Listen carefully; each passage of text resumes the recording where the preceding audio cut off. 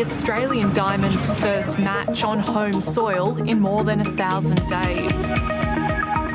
Well, the scene is set here at John Cain Arena in Melbourne, a sellout stadium for this all-important Game 3 of the A must-win clash against New Zealand. That's not the only reason there's tension in the air.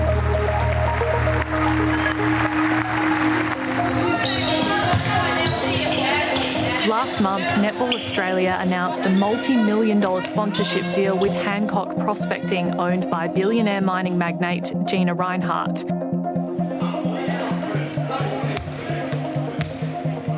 Some players, including rising star Donnell Wallam, are uneasy about the sponsorship. Among the concerns, comments made decades ago by Gina Rinehart's father, Lang Hancock, about Indigenous Australians. I would dope the water up so that they were sterile and would breed themselves out in the future, and that would solve the problem. The Noongar woman is resisting wearing the Hancock name when she debuts. In the meantime, the logo has been conspicuously absent from all players' uniforms as Netball Australia and Hancock work through player concerns. In a statement to 7:30, Hancock Prospecting said it had positive relationships with traditional owners and invests in Indigenous employment and training. It did not address a question on Lang Hancock's past comments.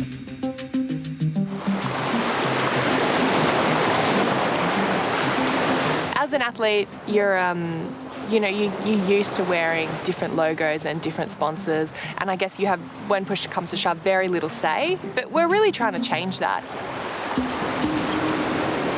The Hancock sponsorship deal isn't just facing a backlash over Indigenous issues. Former Australian Diamond netballer Amy Steele, who's turned her attention to environmental issues since leaving the sport, is speaking out against Gina Rinehart's public stance on climate change. The Earth lived through many ice ages and global warmings, pre-man even being on this planet. That's a really unattractive position for a sponsor to be voicing on an issue that has such solidified science. This dialogue that's been opened up as a result of the backlash that's been faced by the current sponsors, we're starting the dialogue of here's what we value as players, as society. This is a society that we want to live in, and as a sponsor of our club and association and sport, these are the values that we expect you to uphold. First, we talk about confidence. Ekanasio.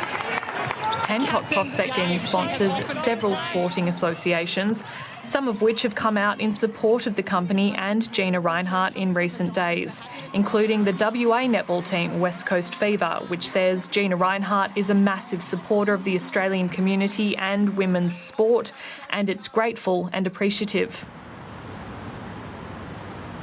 This issue raises the question as to why a big mining company would seek to sponsor a sport organisation. And why might this be important? Well, there's enormous potential to have influence.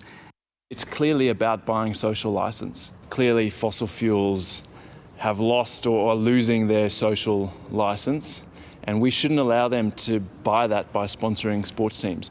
It happened with tobacco, and we decided that tobacco was not good for society and they weren't allowed to advertise.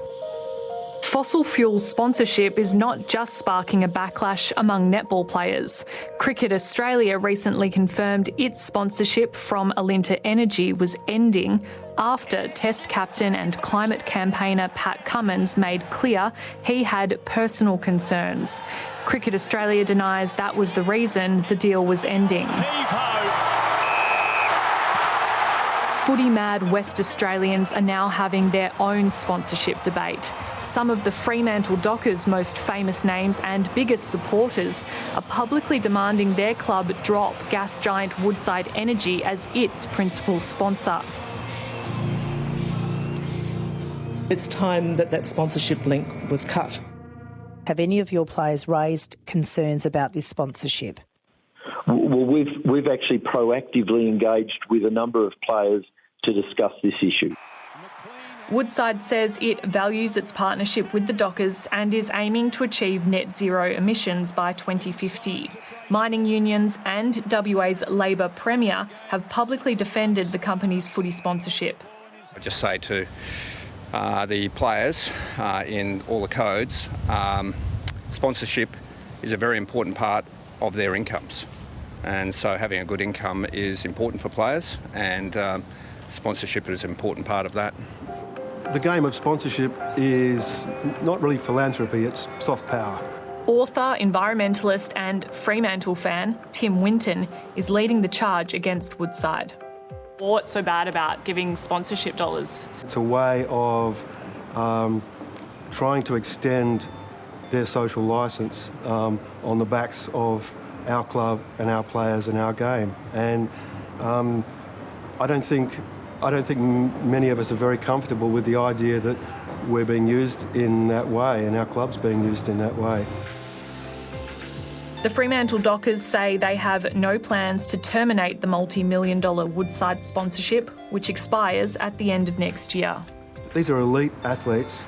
They're smart people, whether it's netballers or Australian rules footballers. Sports people have a moral imagination, and they have a kind of an agency which is important. You know, we look up to them. One of the golden rules is never say anything that could negatively affect on you and your sponsors and your relationship with your sponsor. With the last shot. To have the courage to even just start the discussion, which is all we're trying to do, is pretty big thing and should be applauded.